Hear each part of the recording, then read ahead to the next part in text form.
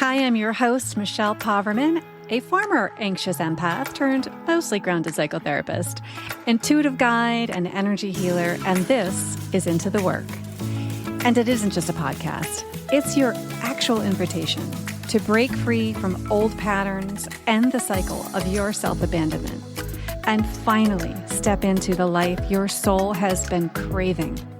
Each episode is a spark to help you rise higher, to help you shine brighter and reclaim the truth of who you really are. The spark has already been lit. And sister, this is a journey from spark to brilliance. So together, let's go ignite a fire. Hi, welcome back. Okay, so do you ever feel like maybe you might be afraid of wanting more? Maybe it feels a little uncomfortable underneath the hood when you think about wanting more money, more visibility, more impact in the world, even when you logically know that you're capable of it. In this episode, we are going to explore the upper limit problem and the unconscious fear that you may have of your own expansion, the invisible blocks, the nervous system resistance.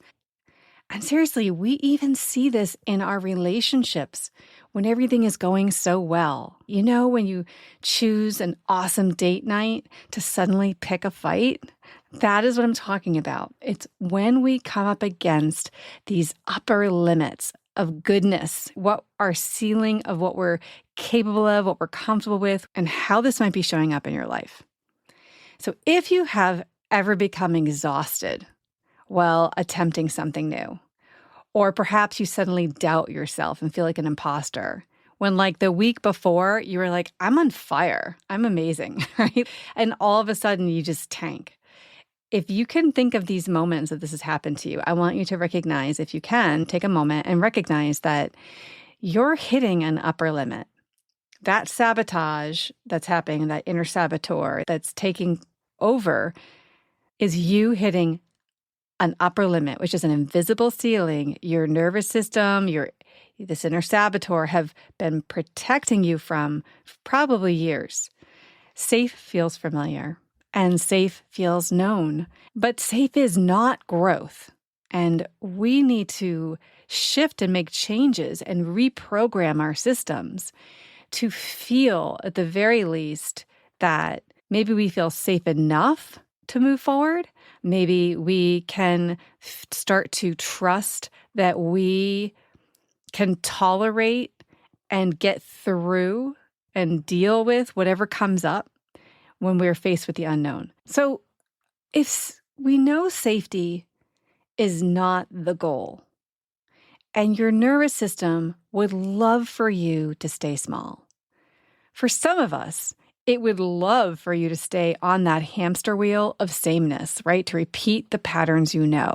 Those of you that say, I'm a creature of habit, quote unquote, right? I want you to listen up. When you say, I'm a creature of known, I like to go to the same restaurants, I like to do the same things, especially for you guys.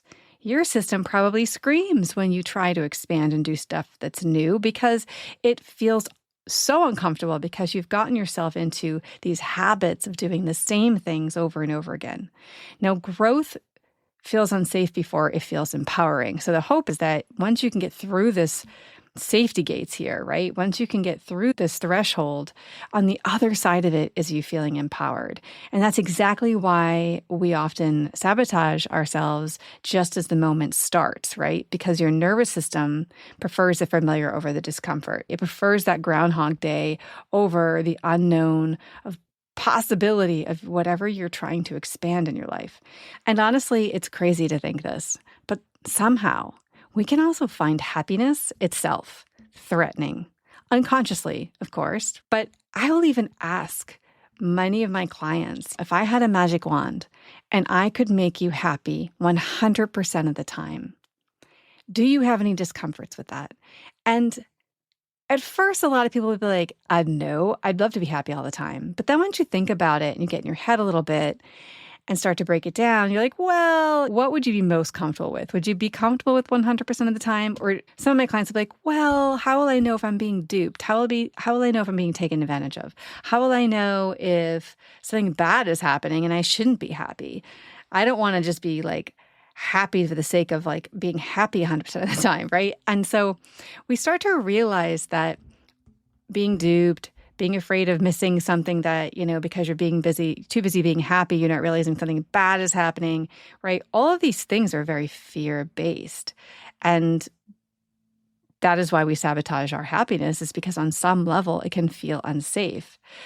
Actually, Marcy Shimoff, author of Happy for No Reason, she said that researchers have found that no matter what happens to you in life, you tend to return to a fixed range of happiness. Like your weight set point, which keeps the scale hovering around the same number. I think we all know that feeling. Your happiness set point will remain the same unless you make a concerted effort to change it. That is why I love working with people to help shift their emotional set point, because it's very much the same thing. If your habit is to have a low grade emotion, right? A low vibrational emotion, if you're agitated, anxious, tired, depressed, right? Moody, spitting in resentment.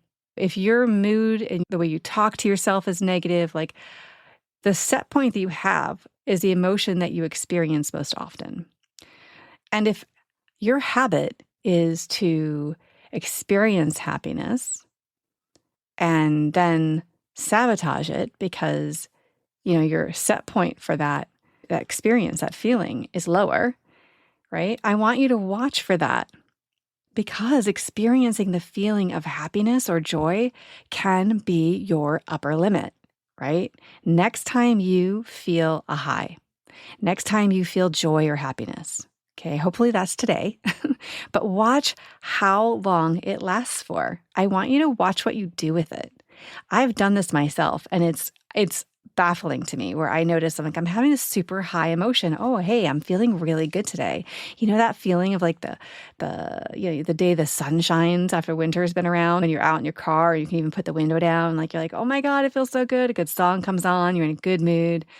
Or maybe just you're in a great mood for whatever reason, right? And all of a sudden, I have a negative thought about something bad that's happening in my life.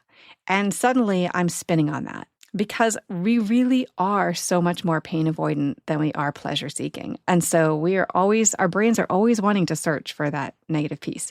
So take an inventory for yourself. Good little experiment for you. Just check it out and try it. So let's talk about that upper limit and your fear of expansion. This is a fear that shows up the moment your desire starts to take shape. It's not guilt. It's not usually, I shouldn't want more. I mean, there can be some of that, but it's always wrapped typically around fear.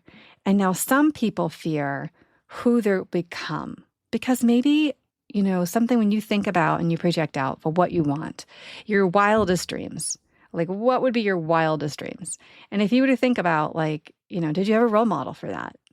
Right? Were there beliefs in your family or friends about becoming that or being that? Were there judgments? All of that we bring to the table when we look at trying to change. And so the fear that wanting more might mean you're going to be too much for people, might make you greedy or disloyal, or you'll be seen as greedy or disloyal. You'll be following new social norms maybe, and people will be like, who does she think she is? It might distance you from the people you love. It might put you in situations your nervous system just doesn't know how to handle. And if you have a belief that having more means working harder, your already taxed, burnt out system is like, we're going to get sick. This is going to be too much for us. We're just going to get sick, or we're going to self-sabotage in some way. And now other people sometimes just blatantly fear the failing. So some people are fearing like the judgments and what it will mean, their becoming will mean. But for some of us, it's truly just a fear of failing. And usually that comes from one of those core wounds, right? The fear of just not being good enough, capable enough. You fill in the blank, right? Whatever blank enough. That comes from your not good enough wound. Now, we have three core wounds, and we could look at more, but those are the three that I tend to talk about. So there's one that I'm not enough.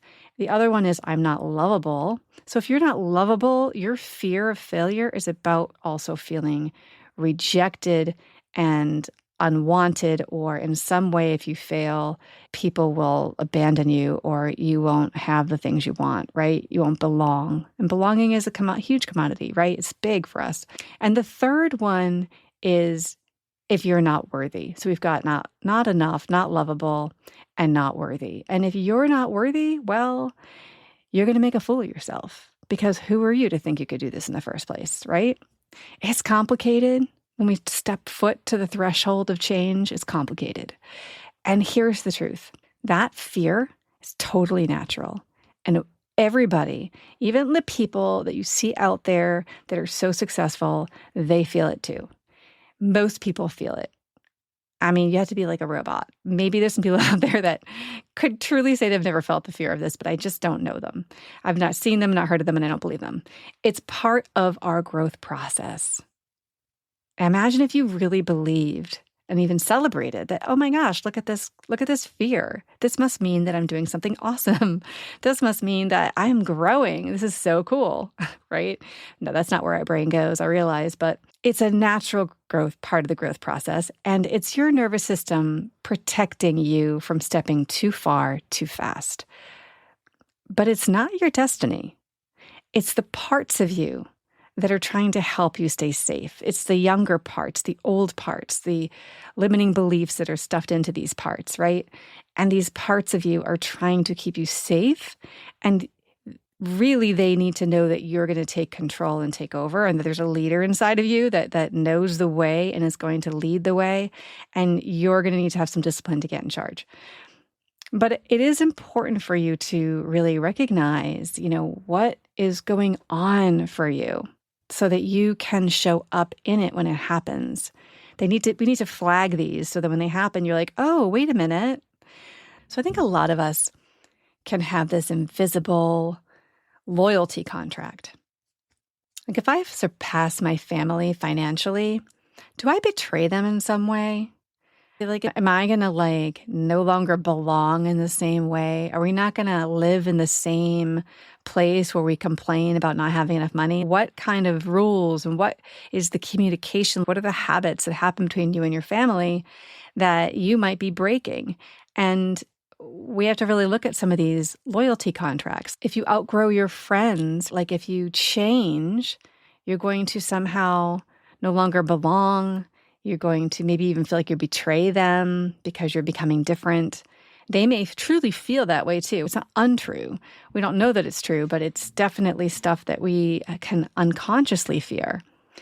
I think these are really important to notice, these loyalty contracts that we feel that we have, because most of us do not recognize we are operating in them. We do not realize it until we get to the point where, we start getting clarity. Like, I could see where there's some part in here for me. We have to look at these and see them and name them so that we know when they're happening, right? So these unspoken rules, they're learned early. Most of the stuff that you have, like little contracts you might have inside, where unconsciously, they're often from family, from culture, even from ancestral programming that you just got twirled up in your DNA coming down here. Sometimes we listen while family or friends judged others for even less. And you don't remember that story necessarily. You might, but a lot of us don't remember, that story that we heard repeatedly from my mom about how she was talking about her friend when I was like 12, but my body does, right? So my body, my nervous system, my physical, emotional, and spiritual self need to get aligned so that we can move forward. Your nervous system does equate belonging with survival. So whenever expansion threatens belonging, your system will choose belonging every time until you get ahead of it right? Until your brain shows up and you start creating new ways of thinking, new ways of feeling, and new set points for your body emotionally, what you can tolerate, what you can handle. And you get new stories inside your head that you tell yourself about yourself and who you're becoming. And really, who you're becoming is already who you are. You wouldn't want it if it wasn't for you. It's really simple, but we make it so complicated, right? So here's the catch. Growth asks you to grieve the version of you that survived by staying small so you can step into the version of you who's going to thrive. And that bridge, that journey, very simple journey, can feel like 1,000 steps. Another little nugget that I'm going to share with you here is we can sometimes disguise spiritual humility with self-sabotage, right? And so we could look at another piece of a puzzle here. It's like sometimes when we think this is humility versus ego, we can feel like I'm doing the more humble thing, I'm doing the right thing, or I'm doing the thing that I feel most aligned to being a good person, being nice or kind. Really, though, some of these actions are fear in disguise. Okay, so underpricing yourself. If you have a business, you're underpricing your services, you're bending over backwards, you're not having boundaries, you're overgiving to others, you're hiding your expertise so you don't outshine people. Maybe you're finally doing some joint ventures or you're in meetings with people and you are very careful to not outshine so that you taper back your light and sharing your genius. Maybe it's just simply you avoid visibility because it's just so hard being seen and heard. Or maybe you just call your own power ego. So whenever you start really shining, you apologize. You say, I'm sorry, I didn't mean to take up so much space, right? Or you feel like you just let your ego out of the bag and everybody saw it and you feel shame. Spiritual humility is beautiful, but don't let fear hide behind it. The desire to stay small is not virtuous, okay? It's not. It's protective. And protecting yourself does not have to mean hiding your light.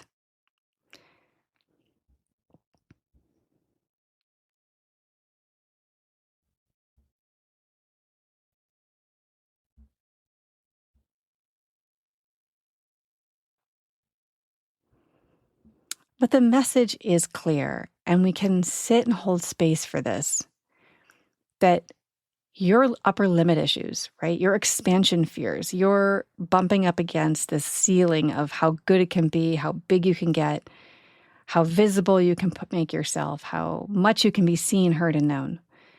They are your nervous system's way of saying, slow down, please, I can't handle this yet.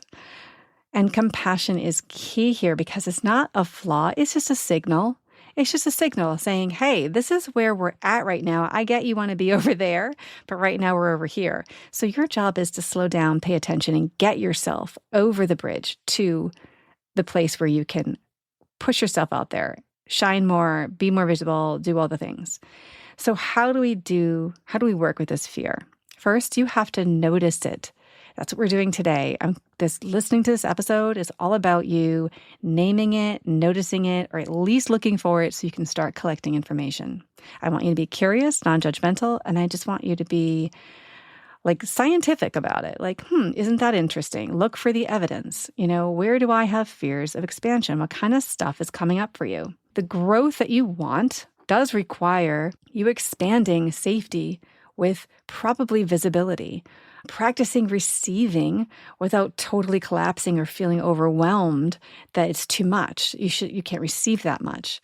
Funny enough, people with big receiving wounds, like I can't receive money, I can't receive gifts, I don't want other people to help me too much, I desperately, deeply want it, secretively, deep down inside, I really want to receive from everybody. I have huge needs for receiving, but I can't. It's so uncomfortable. I don't like it. I shut it down. Those people struggle the most with their businesses making money or having abundance, because really your business is about a energetic exchange, and 50% of that exchange is receiving.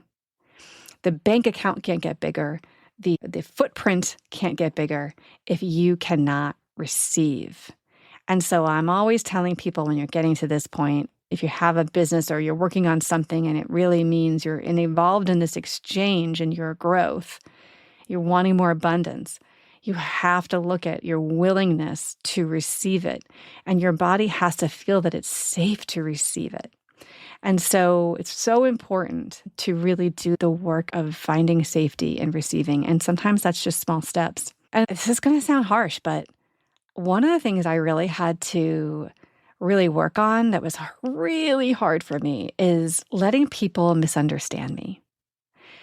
I have really built up muscles around like I'm putting this out there, and if people want to judge it, if people want to think I'm this or that, or I've really had to hone in on building these muscles that I release and let go. I release and let go. Love and back to sender. I just send love back to the people who might judge. And people who are judging you are not in the ring with you.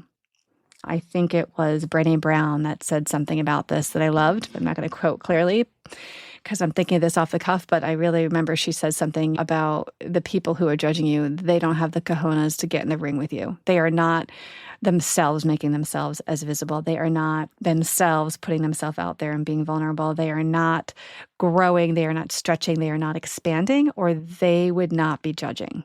I want you to hear that. You're not in parallel lanes here.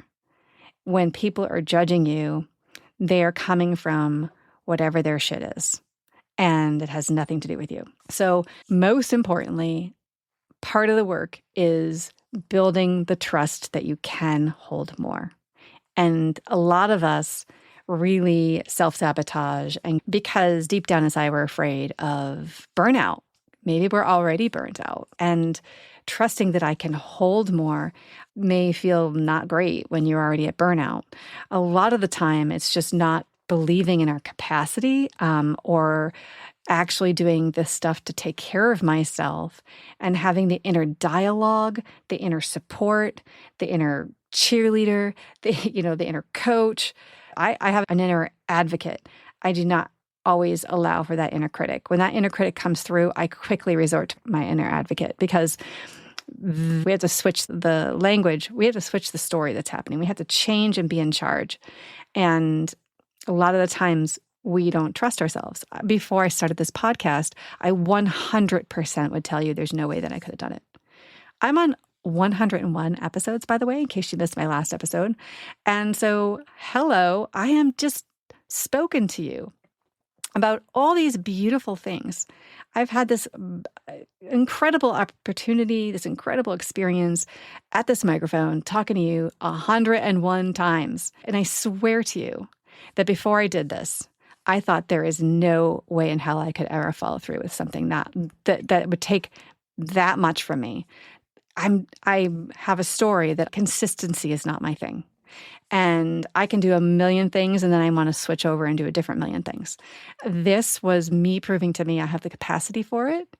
The easier it got, less capacity it took, right? Beginning, when you're making your changes, when you're shifting into expansion, it feels ginormous because it's new. But trust me when I tell you, in 5-6 months down the road, or maybe a year, it's going to be like old hat, and it's going to not be such a big deal. And you just got to get to the point where it's not a big deal.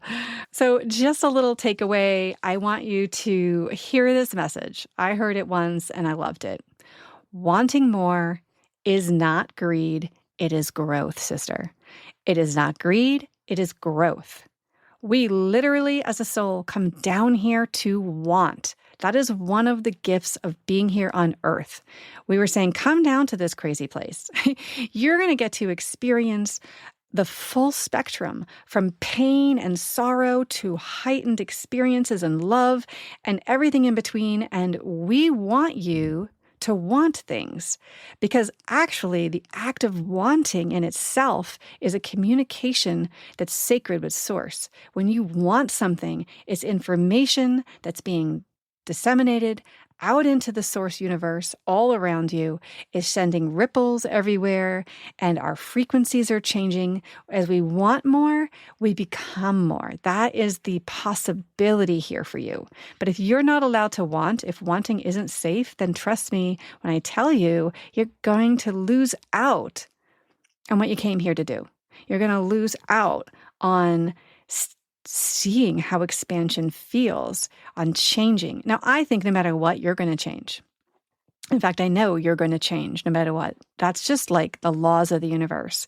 You are changing in constant evolution. So why not change on purpose versus happenstance? I wish you a blessed week. I hope it's a beautiful one, and I'll look forward to talking to you next week. Bye for now.